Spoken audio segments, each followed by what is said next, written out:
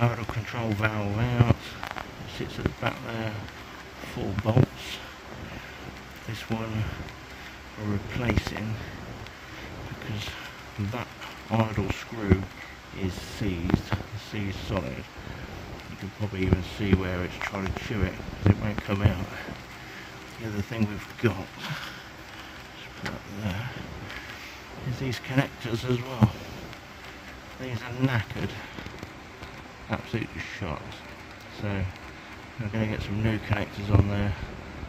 That one there's broken as well. Get the new connectors on there.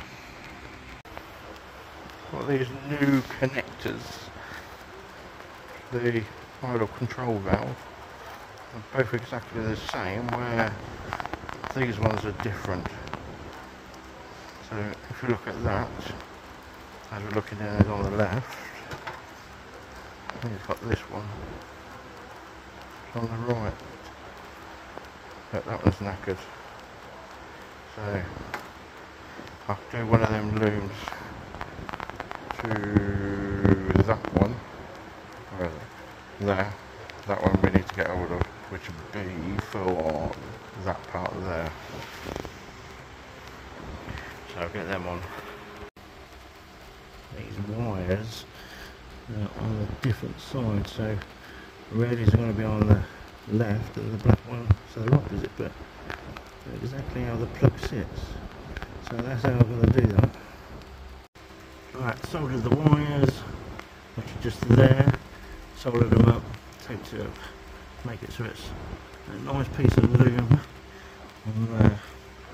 So that's that old one off and the new one on.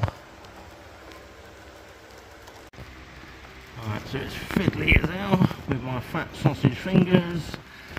We've now got that one that I've just soldered in. That's just clipped into there. So this one here, that's gone. That one.